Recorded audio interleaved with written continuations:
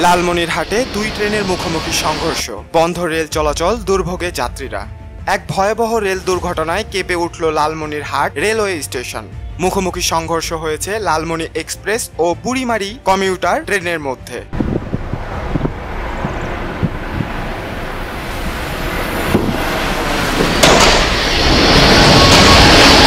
রাজধানী থেকে ছেড়ে আসা লালমনি এক্সপ্রেস ট্রেনটি বিলম্বে স্টেশনে পৌঁছায়। যাত্রী নামানোর পর পরিষ্কারের জন্য যখন ওয়ার্কশেডে নেওয়া হচ্ছিল, ঠিক তখনই একই লাইনে ঢুকে পড়ে 461 নাম্বার বুড়িমারি কমিউটার ট্রেন। সংঘর্ষে লালমনি এক্সপ্রেসের দুটি বগি লাইনচ্যুত হয়। তবে ভাগ্যক্রমে এখনো কোনো হতাহতের খবর পাওয়া যায়নি। চোখে দেখা বিবরণ, আমরা হঠাৎ একটা জোরালো শব্দ শুনি, সবাই ভয় পেয়ে যায়, জানি না কিভাবে এটা হলো। রেল বিভাগের কর্মকর্তা, দুই ট্রেনের মুখোমুখি সংঘর্ষ ঘটেছে, কোনো হতাহতের ঘটনা ঘটেনি।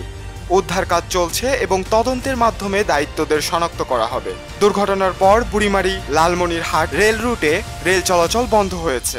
বুড়িমারি কমিউটার ট্রেনটি ঘটনাস্থলে আটকে যায়, যাত্রীরা পড়েন চরম দুর্ভোগে। প্রশ্ন উঠেছে, কেন একই লাইনে ছিল দুটি ট্রেন? গাফলতি ছিল কার, নাকি এটি পরিকল্পনার অভাব? রেল বিভাগ বলছে তদন্ত চলছে, দায়ী কেউ রেহাই পাবে না। এই রিপোর্ট ভালো লাগলে লাইক দিন, শেয়ার করুন। আপনারা দেখছিলেন জিবিসি বাংলা, সত্য ও ন্যায়ের পথে। ধন্যবাদ।